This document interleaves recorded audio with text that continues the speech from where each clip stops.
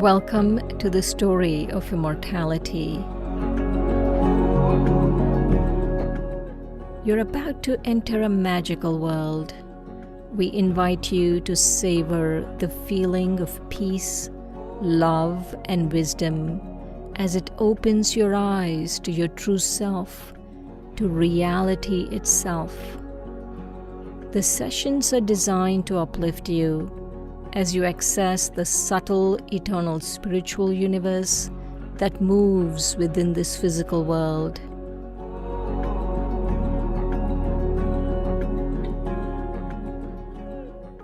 To take maximum benefit from this series, we recommend the following important tips.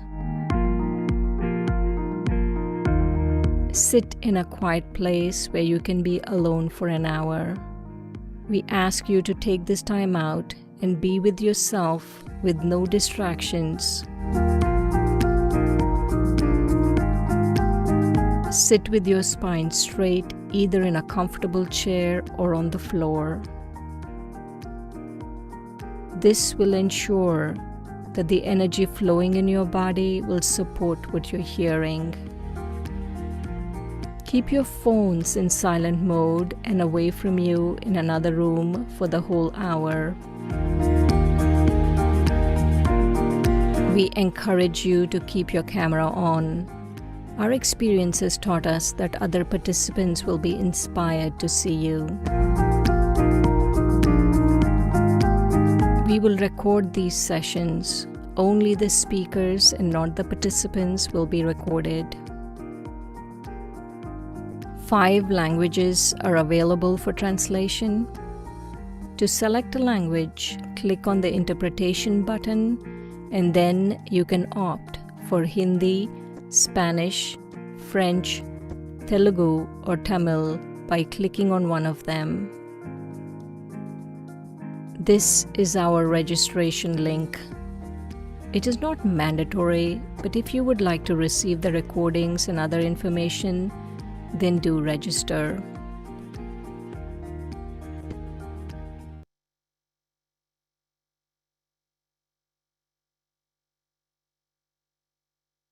Om Shanti. Welcome to the story of immortality presented by Brahma Kumaris. Today is episode 8, Confluence Age. So now let's see our today's program, and then we welcome Sister Shireen, who will be with us, and she'll introduce us, our today's guest speaker. Enjoy the series.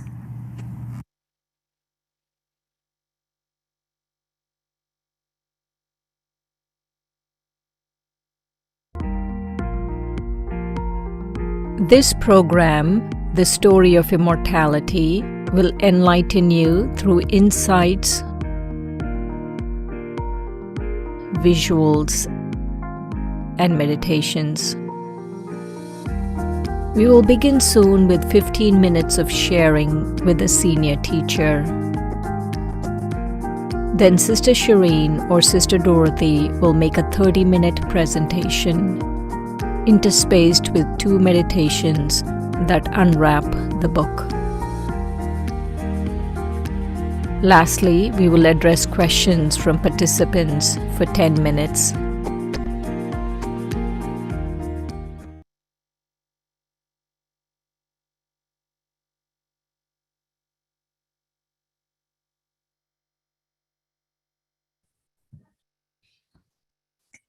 Good morning, good afternoon, good evening, everyone. Warm welcome to another episode of The Story of Immortality.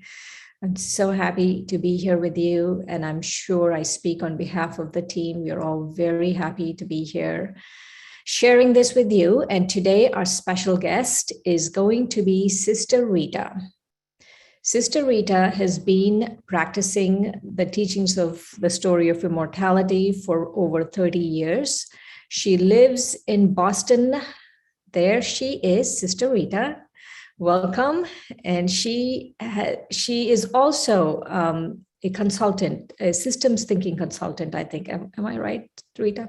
Yeah, that's right. Okay, there you are. Welcome. So, how have you been? Is weather treating you well in Boston? Yeah, Boston is wonderful, feeling great and delighted to be here with you today. I'm a little surprised to see you wear a sweater because it's really hot in Florida. Anyway, welcome. I wanted to ask you, so Sister Rita has also been one of the people who has been worked on the book. She was one of the team that worked on the book extensively. So I might ask you questions about that later on, but let's start with, so today our topic is the confluence age. And so my question to you is, when you first recognized that this is something you want to do as part of your life, these are the changes you want to make in your life, did you recognize the confluence age? What made you make the changes you did? Yeah, well, it's interesting. I think there was like a gradual opening in my awareness to the confluence age. But when I came in and I heard the story of the cycle of time, about how we as souls are on this journey and that we're traveling through time and that we're currently in this space and time, that where we're seeing extremes and yet we're having an invitation to come and change. Out of everything else in the what I learned, this aspect of knowing about the confluence age was the thing that actually solidified for me that there was something here that was that I really, really wanted to learn about, and I wanted to change my life to live according to what it was that I was learning. And I think you can understand when you said that I had worked in systems thinking, people thinking holistically about what's going on. Ever since I was a child, I was searching, and trying to understand, make sense of life itself, and trying to understand God and who God is and where I could find God. And I think I studied all of the religions and enjoyed every one of them, still have love for every one of the prophets of the religions. But it wasn't until I heard the story of at some point, didn't you want to be a nun? Did I hear that right? Or yeah, no, you're remembering correctly. When I was 18, I had actually thought that I wanted to be a what do you call it? In silence, one of those nuns that would go in and just not speak, because I had, from the time I was born, I had an incredible love for God, but I didn't feel I actually knew who God was, and I felt if I spent my life in silence, maybe I'd find him, So thank goodness the Monsignor at that point told me, no, why don't you stay out for a bit, which I did, thank goodness. And then what eventually, much later, when I was in my 40s, is when I came into hearing this story of immortality that changed my life entirely. Fabulous, fabulous. So you were talking about how the confluence age clinched the deal for you. So tell me your experience of it. Well, in coming to learn about it, there were different things going on simultaneously. So coming to an understanding of who I was as a spiritual being, coming into this information about the distinction between the soul consciousness and body consciousness, and learning that the soul is a traveler and travels through time. This deep realization of my true self was number one. The second thing I think that impacted me so deeply was when it was described to me as God being a point of light. And that I too was a point of light. And I had studied energy, different energy models, actually, in my studies and practices before coming into this knowledge. And I really understood what that meant. And I was able to recognize that the only way that they could possibly be having this knowledge to share with me, because I was sitting in a center hearing this story, was that I don't think the story could have come from any other human being. It had to be coming from something beyond this system that had come into this system to make an intervention on the system. Right. And so therefore I began to recognize that this has to be God, that's telling his own story, and that he's also telling the story of us as not just humans, but human beings, quote unquote, the spiritual part of us. And from that, I began to recognize that this was something that was completely different than anything I had ever heard, and that it was not only going to impact me, but it was going to impact every relationship I had in my life by me making the changes I needed to make in order to become, more aware of what it meant to be living the life of a yogi, or living the life of someone who was wanting to serve in the world. And so, lots of different things all happening at once, but it was really a marvel.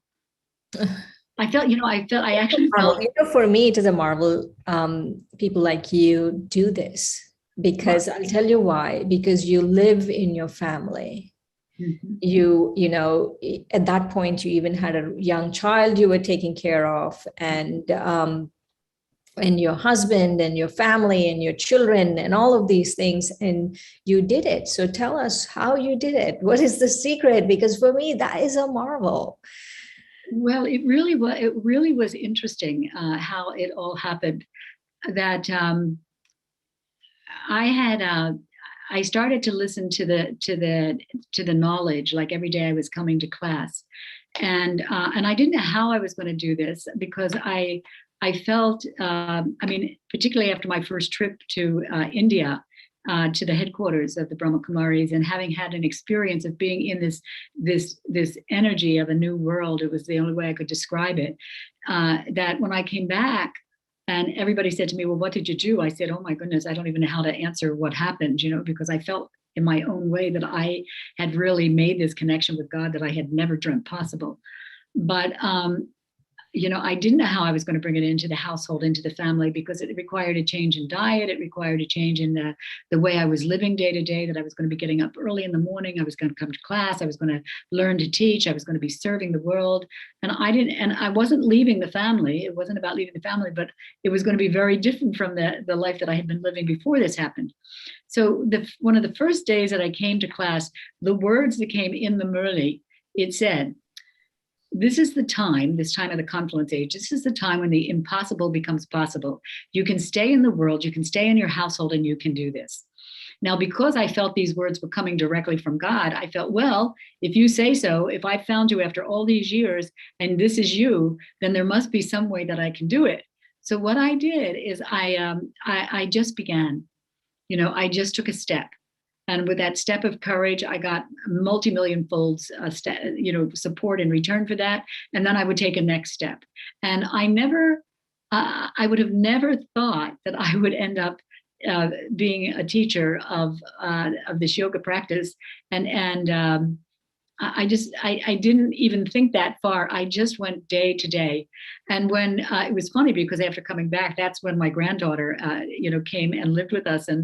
And I thought, oh, well, it's over. I'm not going to be able to do what I want to do. But I can remember making a phone call to Didi Mohini, who was the head of the Americas at that time. And I said, you've just got to let me put a telephone into the Murli room, into the classroom, because I can't miss it. And I don't know how I can get there. And I got permission to do that, so I was using my own power of determination, I think, to try to find ways that I could do it. And then step by step, here I am. That's fabulous. So those were the days before internet, I'm guessing, and no Zoom calls. Yeah, there were no Zoom calls. There was, I had to put the phone on a table next to the teacher, and I put a very beautiful cover over it. And I said, I promise no one will hear me on the other end of the phone. I just have to hear the Murli. That is wonderful. Determination, right? Anything is possible. It's such a beautiful story. So you were talking about how you had this magical experience when you went to Madhavan. Mm. Would you like to share a little bit more about that? Sure, I can share about it. It was actually in 1990 that I went, and it was Shivratri. So there was a big celebration going on. They were celebrating the birthday of Shiva, and I had never been to India before, and I just went with a completely curious mind and an open heart, and having been born and raised in this country, had no idea what I was in store for or whatever. But as soon as I landed actually in India, I felt that I had come to a holy land, and I knew that I was really on a pilgrimage that was going to give me an experience that I had never had before.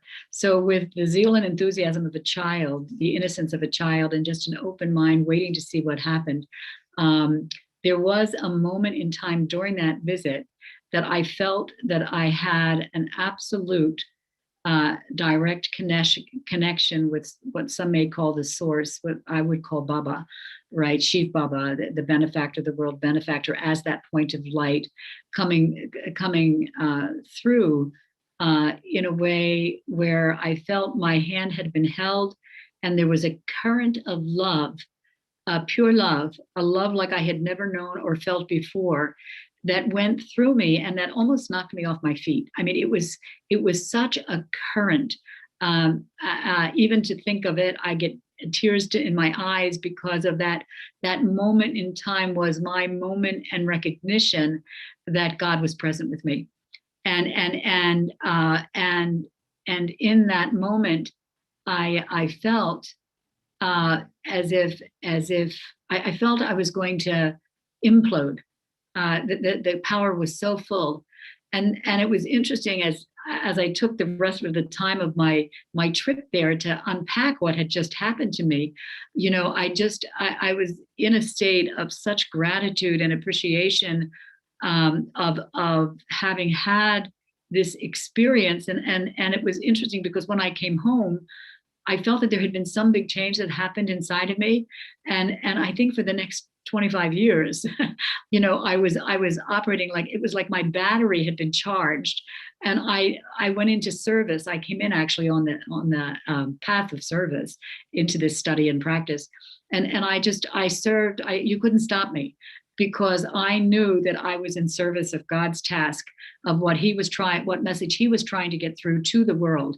The fact that we were living in this confluence age, this time of extreme darkness, extreme light, and that it was a time of transition. It was a time of transformation for all of us. And that the consciousness was to be raised, and what I was learning needed to be shared with others. So I was in pure delight to have had the last 25, 30 years to do this. That is wonderful. Yes, people always talk about seeking, and but I feel having found it and being on a journey is so much more pleasurable than just seeking. Oh, absolutely. The way you're talking about, 25 years of having found something and really unpacking it is so much more pleasurable than just looking for something to unpack. Well, what I think is amazing, because I felt like I found the pot of gold at the end of the rainbow. So now that you've got it, what are you going to do? So now what? So now what? And what I really recognized, first of all, that it was going to take a lot of inner work in order to change the old paradigm, of the negative thinking or the critical thinking and all that kind of good stuff. And I had to change to a vegetarian diet at that time, and there were so many changes going on. But what I felt was I felt like I had that God had come and almost. And this is my personal feeling, this is not what anyone else would say, but I felt that there had been a new revelation given. And that just like 2,500 years ago, we had the Bible, we had all the different religions, had, the whole aspect of Buddhism, which I loved when I studied all of them. But here it was in 1990, and there was this revelation that was being given by this incredible being, through having to use a body to speak, but that message that was given was about the time we're living in now, about how we have reached the extreme depths of darkness and negativity, and that the world had gone into chaos, and that we're in this period of time that we are shifting to something that's extremely light. And that just as we see the darkness in the world currently, you can also see the light once we get in touch, and recognize that we're the generators, we're the real generator, of course, is the incorporeal, the God Shiva, the one that is the light, that gives that pure light to us. But as we begin to awaken to our own truth and the truth of what's going on at this time, that world of light is also, it's here, but you have to wake up in order to be able to be part of it and to see it. Thank you Does that make so much. sense? Yes, it does. It does. It does. Thank you so much for sharing so beautifully from your experiences. And you did cover a lot of things that I am going to talk about today. So this is how it looks in practical life, whatever is being taught today. So thank you so much. Thank you for being you, and thank you for being present for us. Okay, my pleasure. Thank you for the invitation. Okay, Om Shanti. Bye-bye. So, divine beings, today we will be covering I'm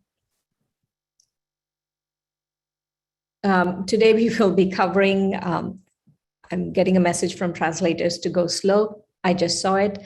I will go slow, sorry. So today we will be covering the rest of the confluence age. And in the rest of the confluence age, the thing that we are going to cover is how benevolent the confluence age is. And so what we are going to do is I need to share screen.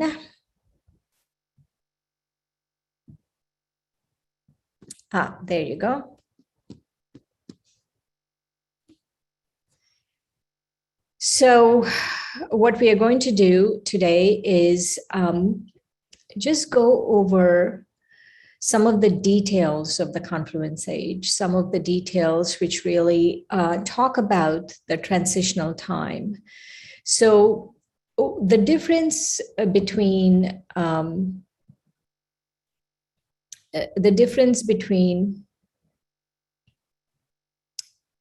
the old world and the new world, and how this is a meeting of the new and the old.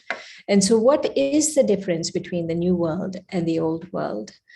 And the confluence or the meeting point of this new and old is such that it is very incognito and it is silent. Incognito means it cannot be seen, and silent means, of course, it cannot be heard. And so this time period, the confluence age, is a transitional time. It transitions from the old and it becomes new. And so it transitions from the age that we are living in, the age of duality, the age of sorrow, the age of darkness, the age of, extremities, right? Some people are really wealthy, some people are really poor, some people are healthy, some people are sick, all of those things.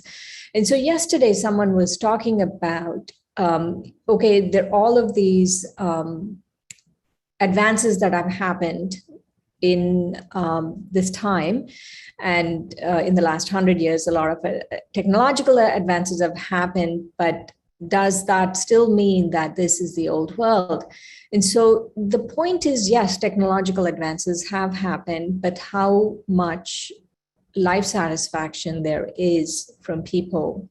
And also remember, when it is a transitional time, before the day ends and the night, before the night ends and the day begins, there is a little light, right?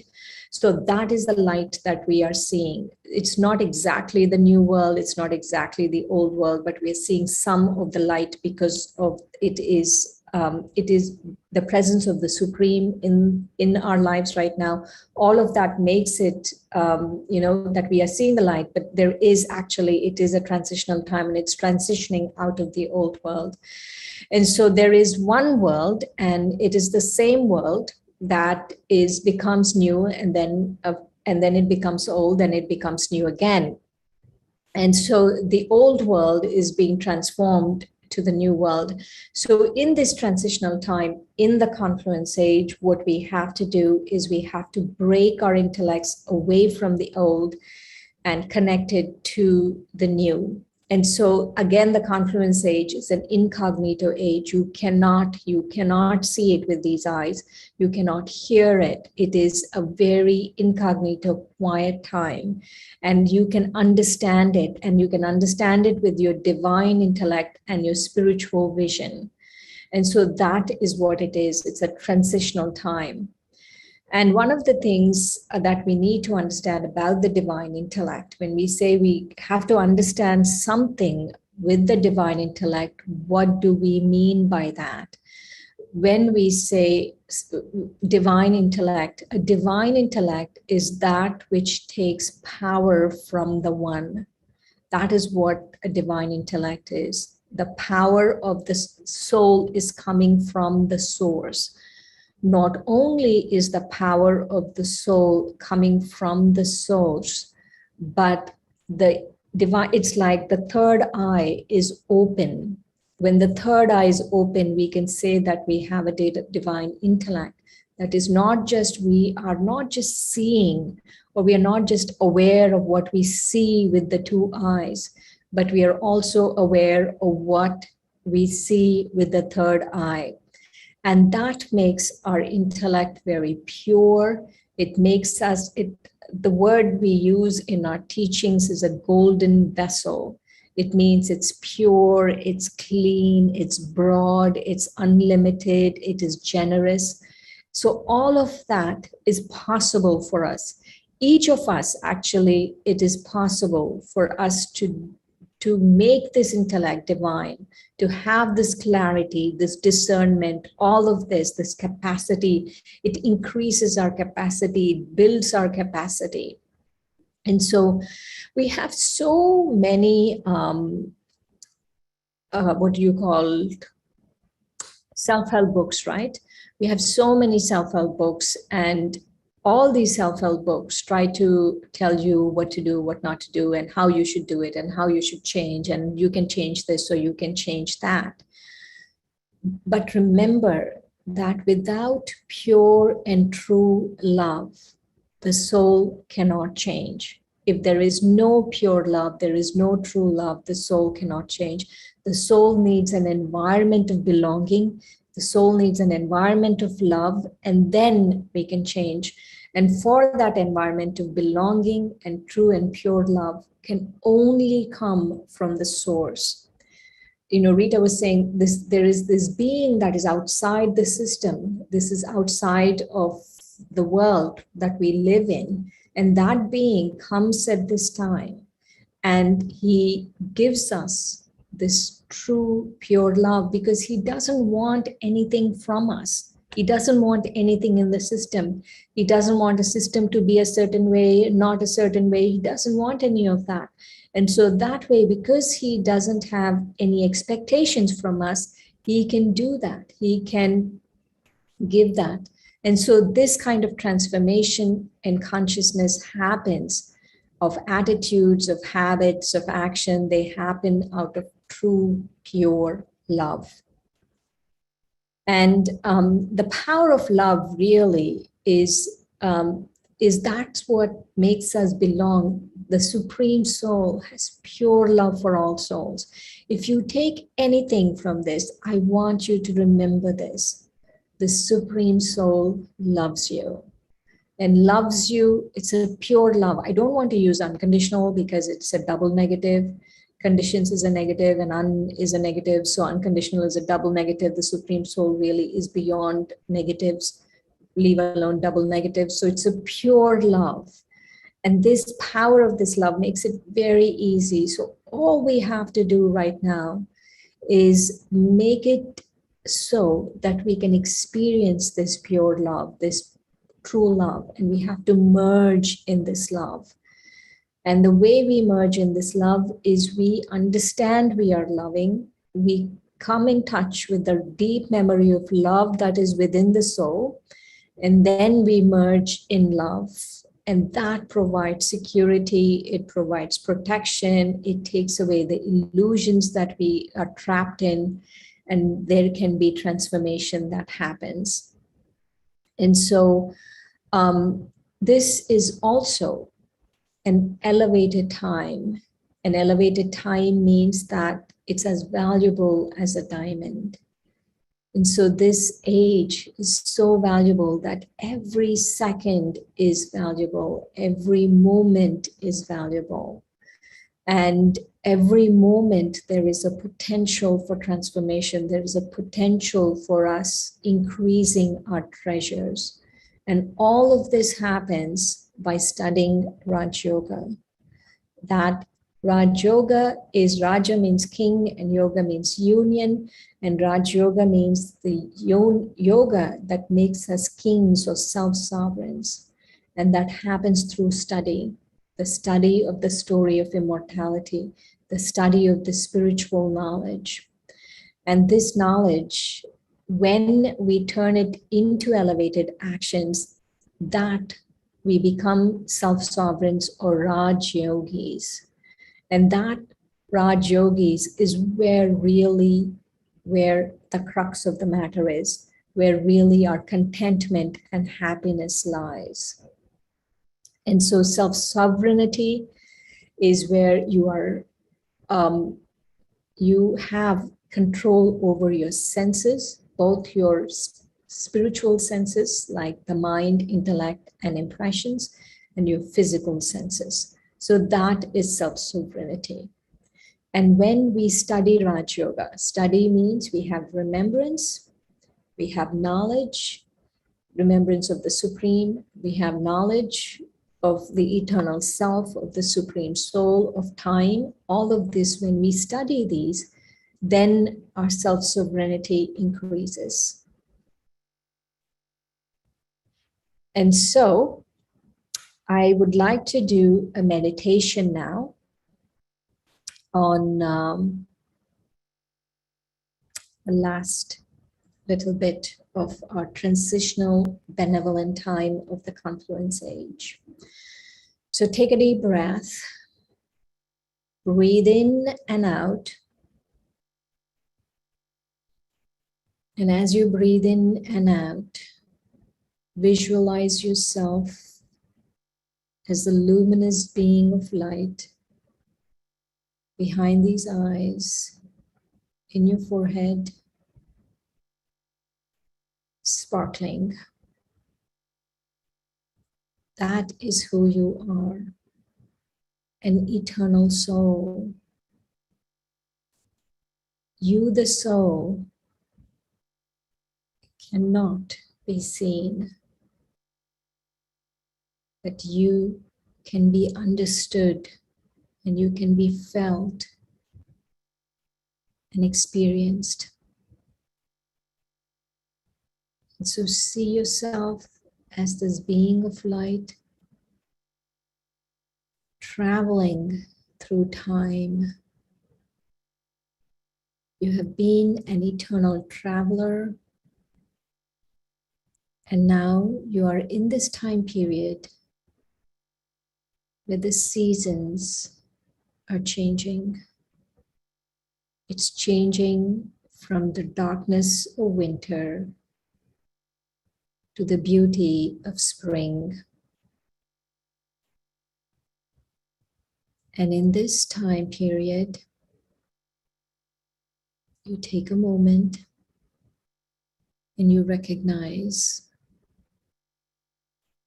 that yes, I'm a soul, I'm eternal. I belong to the eternal Supreme Soul. And this is a transformational and transitional time of the confluence age.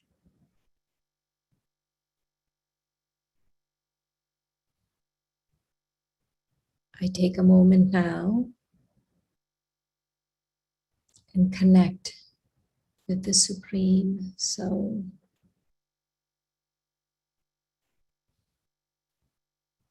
As a being of light, my connection is with that supreme light. And the earth is going through a transition. that cannot be seen or heard. But I understand with my divine vision and my connection with the Supreme Source.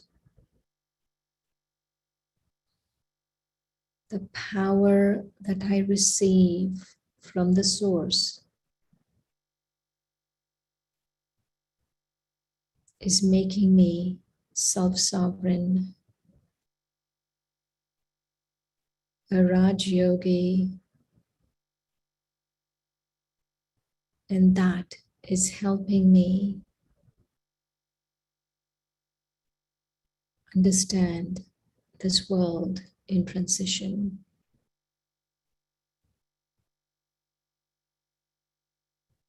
It's helping me to stay grounded in the eternal truths that the Supreme Soul has given me.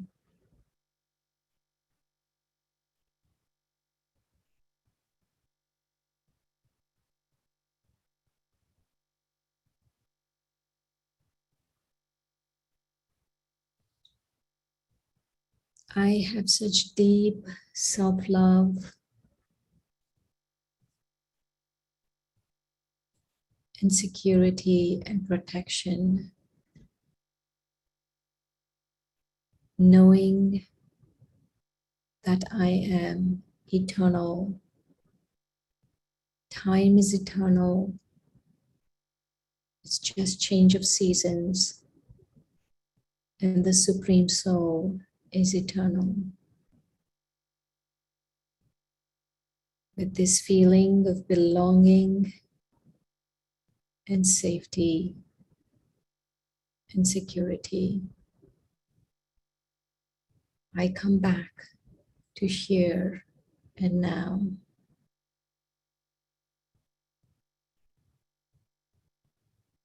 Om Shanti.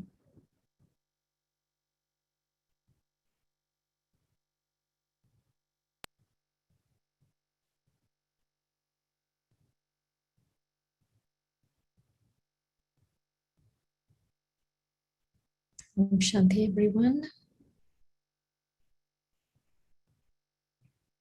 How was meditation?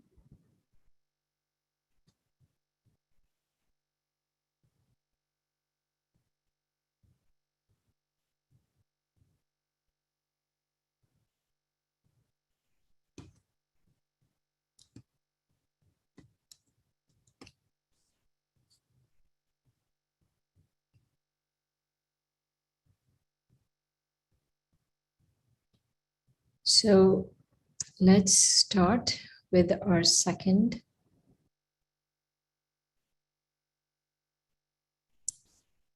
portion of today's presentation. So the Supreme Soul has many titles, and the title that would best describe him is maybe 1,000 words. But one of the titles that really is very apt is that he is a world benefactor. So world benefactor means that he brings benefit to the whole world. And that this not only is a world benefactor, but this is the benevolent confluence age where all souls of the world get limitless treasures, imperishable treasures. So imperishable treasures in terms of we get imperishable treasures of knowledge, we get imperishable treasures of virtues, of powers, of relationships, of actions, all of those things, we get imperishable treasures.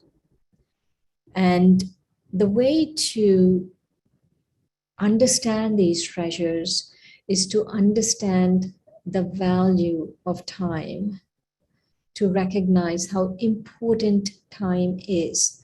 So let's say you want to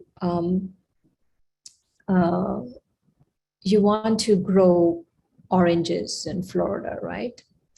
So if you want to grow oranges don't grow every there's only a particular season you can harvest oranges. You can't just harvest oranges the whole year round. Or mangoes, let's say, you can only harvest them in the summer. You can't harvest them in the winter. You can't harvest them, whatever. So if you are a mango growing farmer and you don't understand the value of summer, then you lose out. And it's the same way with us. We need to understand that time is seasonal. There's seasons. They're not just the small context of time, but the large context of time. There is a spring, there's a summer, there's a fall, there's a winter. And now is the winter of time, and we are going from the winter of time to the spring of time. And so the value of this time is absolutely essential to understand. And so in this time, we need to ask ourselves, what are my attainments in this time? I attain everything just by recognizing time, by recognizing who I am, and recognizing the Supreme Soul. And so that understanding, that potential, that accumulation, for every second I have recognition, every second I'm aware of these things, then I'm accumulating in my attainments of contentment, of knowledge, of beauty, of virtues, of powers, all of those things. And so the Supreme Soul tells us that the greatest treasures are time and thoughts. So if I recognize time and use it in the right way, if I recognize thoughts and use it in the right way. And so the treasure of thoughts is that I don't allow my thoughts to go into negative, wasteful, which is useless, or just ordinary also. That I keep my thoughts elevated. I keep my thoughts on the eternal truths that the Supreme Soul is giving us. And the treasure of time is I recognize the confluence age, and I recognize that I have to shift my actions, my lifestyle, my all of these things, because now is the time when I can harvest the best things for me. And so this is the time when we need knowledge, when we need spiritual knowledge to understand all of these things. And so what happens is this knowledge, it releases from our negative thoughts and actions. We regain clarity and discernment, and we have enlightenment and wisdom. And so, and they all actually go in an equation. Everything in the confluence age, right, is very, you could say it's a spiritual science. Spiritual science means not just it works for me. If it works for me, it should work for you. Just like in regular science, right? If I say the water boils at 100 degrees centigrade, it should boil at 100 degrees centigrade. In Tampa, it should boil at 100 degrees centigrade. In Boston, it should boil at 100 degrees centigrade. In Haines Falls, everywhere, it boils at the same thing. And that is what is science. You have to be able to replicate it. And so this is a spiritual science, means that you can replicate it. If it works for one person, it works for everyone in the world. And so why do we remember? Because remembrance really works. Remembrance is nothing but having your mind connected to the Supreme Soul, your mind connected to the higher power, the source of all that is goodness and love and peace and wisdom. And yoga is, remembrance is you're just remembering with your mind and your intellect, you're remembering. And yoga is once you keep remembering, you establish a union or a connection, and that is yoga. So the way it works is remembrance. You first have remembrance, and when you have remembrance, you receive power. You receive power from the source, because just by remembering, you receive power. And once you receive power, you have faith. So it doesn't come, oh, I'll have faith and then I will remember. No. You first have to do the meditations. You have to first remember. Then you receive power. Then you can have faith. And once you have faith, then there is victory. And so, one of the things that all of these treasures that we have, right? What happens? What are my attainments? So when I live in divine virtues, when my life becomes there's a vitality to my life. So it brings back beauty to my life. And all of this happens from knowledge and remembrance, knowledge and yoga.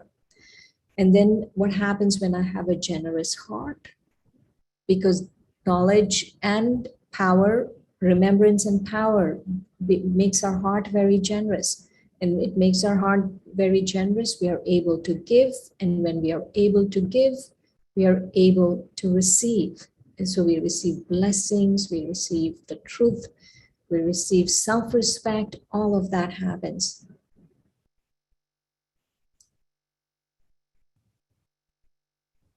And so one of the things I always feel is to attain these treasures, what is it that I have to do? I have to first recognize time. I have to connect with the benevolent Father. And then I have to have faith. I have to have faith in my own spiritual experiences. When I experience something, like let's say I experience even a moment's peace, that's a spiritual experience. And I need to have faith in that spiritual experience. And then I can do more if I have that faith. And so just remember that at the confluence age, we can use our time, we can use our thoughts, and it is a quality time. That means that everything I do can be worth diamonds. Diamonds. And so let's say in the stock market, if you're playing and there's a time you can buy certain stocks and and then they're worth diamonds after, this is the time. If you use your time and your thoughts in a worthwhile way, then they are worth diamonds. You will receive for one elevated thought, for using your time in an elevated way. For one, you will receive 1,000. And so, like I was saying, time is incognito and silent. Remembrance is incognito and silent. And transformation is incognito and silent. They cannot be seen. They cannot be heard. You just have to trust your experiences. And so that trust of your experiences is absolutely essential. So let's have another meditation where we try to have an experience. So don't worry if your mind is wandering. I want you to remember that our minds are like little monkeys. They will go everywhere.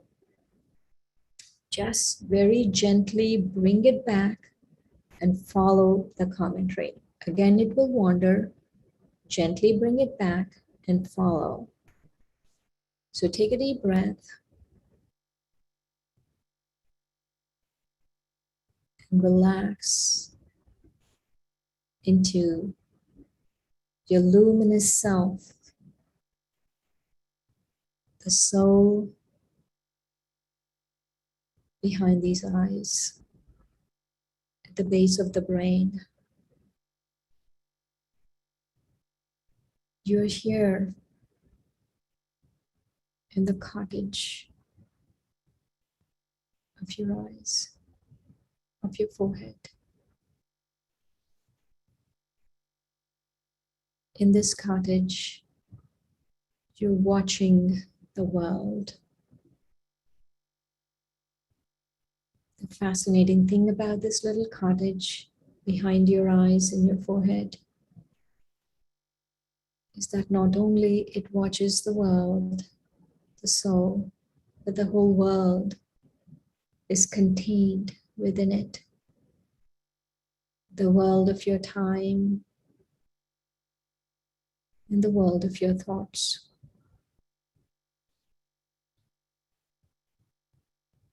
So let's take your thoughts and transform them one by one. Watching this golden sunset in front of you.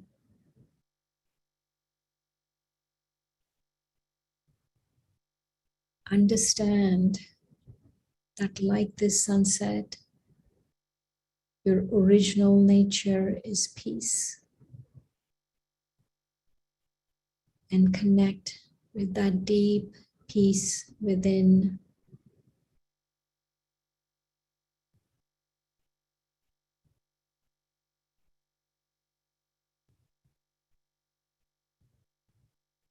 And when you're connected to that deep peace, you come in touch with the Supreme Soul, the most beautiful being in the entire universe, the ever pure one, the ocean of love, and the ocean of peace.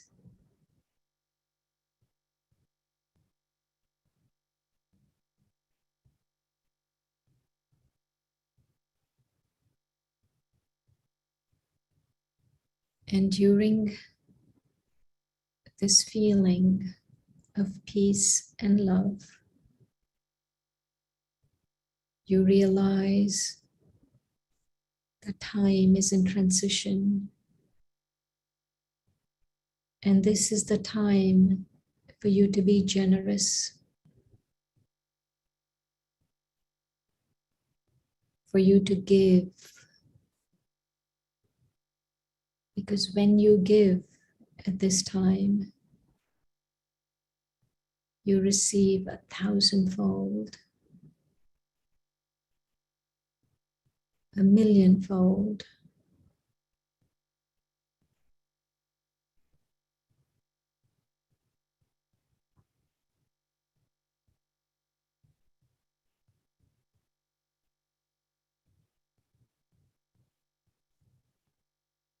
And you keep giving while receiving from the source.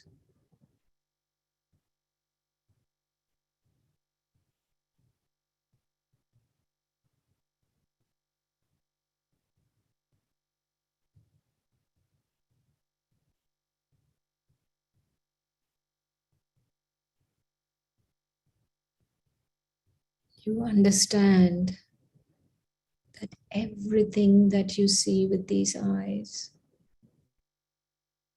is in transition, and you cannot attach your heart to anything.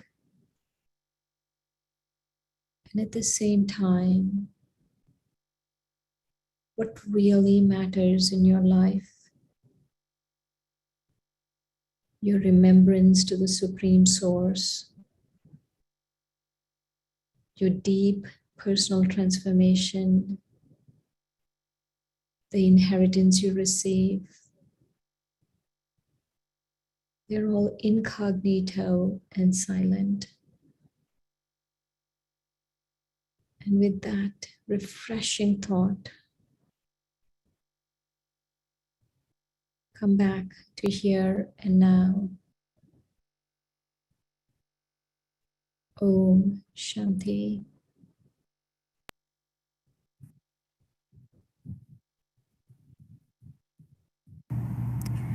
Is so peaceful, so wonderful. I'm sure each one of you must have enjoyed these experiential sessions. So special thank you to our presenters who have brought us this wonderful, the story of immortality experience and shared with us. So now I invite everyone to ask the question. You can put your question into our chat box, and our two presenters, Sister Shireen and Sister Dorothy, will be able to give you answers. So welcome our two sisters.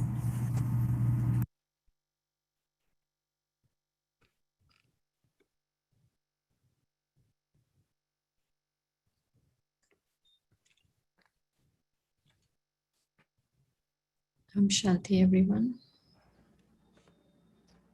Om Shanti.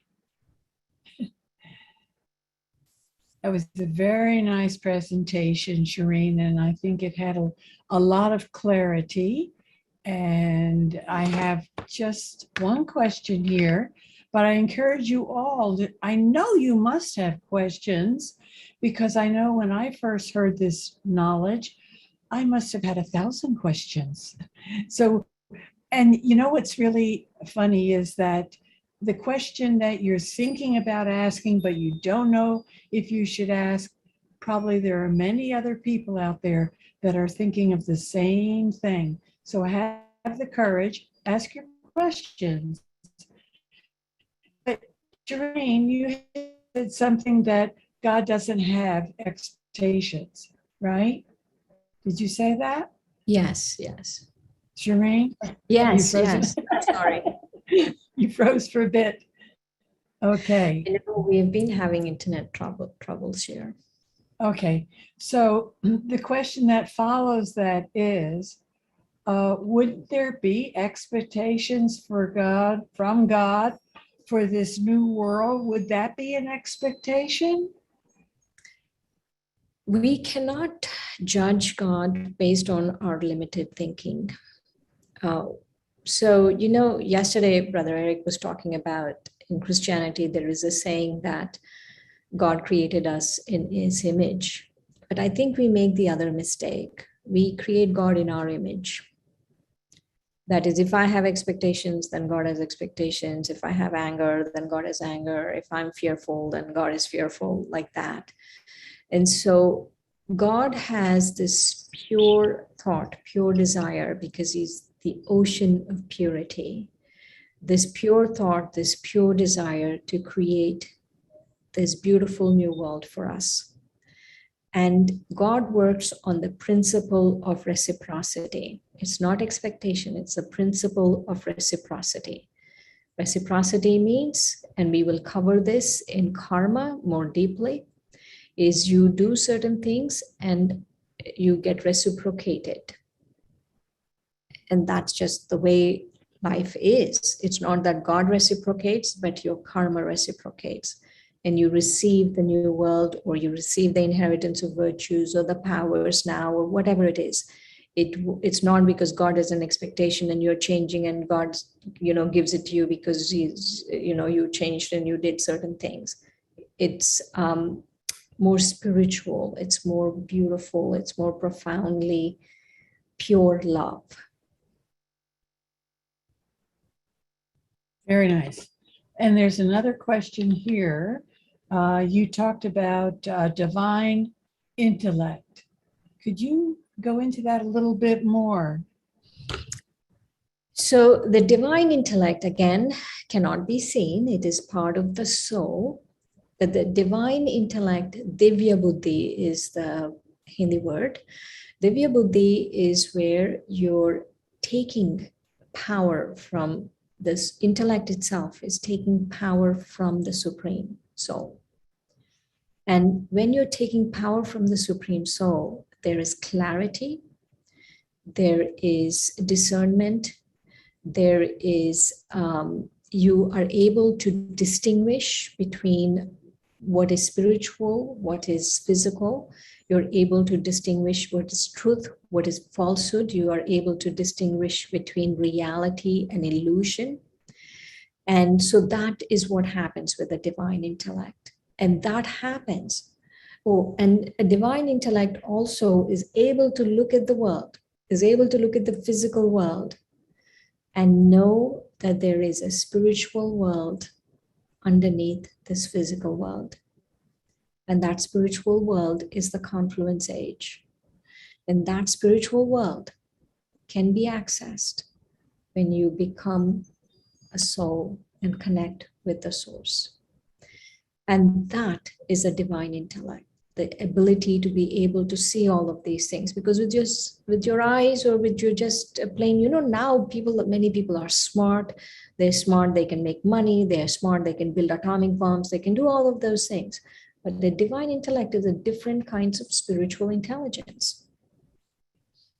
Okay, we have a compliment here for you, Shireen, in that I wish she doesn't end the meditation. I always want to remain in that state. I wish I could remain in that state all other times as well, but it's hard as all the vices interfere in this stage of drama. Do you want to say anything about that? Yeah, don't be so hard on yourself. and thank you. It is, of course, the meditation is coming from Baba, from the Supreme Soul. But don't talk about your vices. I want you to look at yourself as this beautiful being. Okay. Don't look Last at the question. vices. Last question. I understand that it is time of silence, but why the concept of incognito? Incognito silence. Incognito because you can't see. Can you see the soul? No, you can't see the soul. Nothing in the confluence age is visible. You can't see the soul. You can't see the Supreme Soul. You can't see your transformation. You can't see remembrance.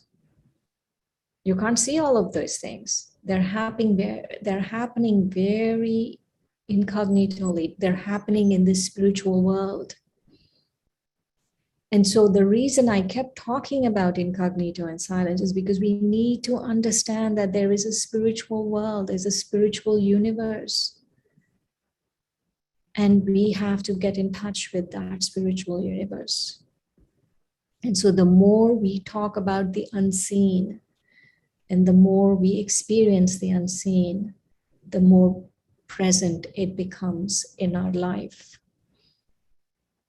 Okay. So I think we have time for another brief question here. How do I stop bad thoughts? Stop thinking bad thoughts. You cannot say, you can't force the soul. Remember, we spoke about how only love can really bring about transformation. You can't force the soul to do things. And so the best way to do it is you have to start thinking about other things. Don't say, I want to stop something. Start thinking about other things. Start reflecting on this knowledge. Whenever you're having a bad thought, go and listen to the episode, go and listen to an episode of Story of Immortality, go and do the meditations, do all of those things. You have to keep your intellect very busy, and you have to distract it from the bad thoughts. Okay, well, thank you. And I'm sure we And all above all, had fun. Didn't we have fun today learning? I think learning is. Sorry, above all, the last thing I want to say is love. Love for the self, love for all souls of the world, and love for the Supreme Soul. If you really work on this, then bad thoughts will go away. All right. So this ends our session for today. And I'm sure we'll see you again next weekend, same time, same place, Saturday and Sunday, 11 to 12. Let's have a moment of stillness and silence.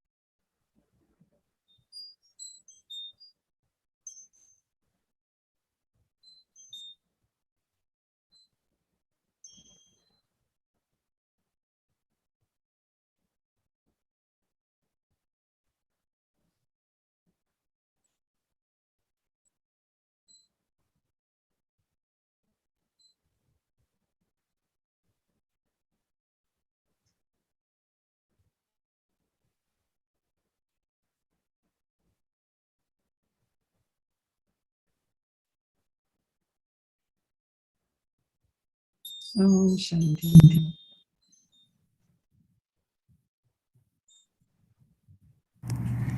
It's been wonderful journey with all of you together. I'm sure you all must be enjoying this journey. So thank you for being with us. So today Why we can't we see you, Miss 8, Bhumika? and we look forward to seeing you again next weekend, Saturday same time 11 to 12 and Sunday 11 to 12. So just to see on your screen, there are links available. Our YouTube channel link is the Story of Immortality link, where you will find all the recordings of our sessions. You can revise, you can share with others, and please feel free to invite any one of your relatives or friends or anyone who are interested. And we have our email address. Please do send your experience. Please do send your feedback, which can help us to provide more and more to everyone. And also we have registration link. Please, if you haven't registered yet, please do so we can remind you time to time upcoming events and also other things. And as we had announced before also, our Story of Immortality book audio link is available on our website brahmakumaris.org. You are seeing the link on your screen. You can take a picture. If you would like to buy the book, you can find it on our website. You can buy from our website. So thank you so much, and look forward to seeing you again next weekend. Om Shanti.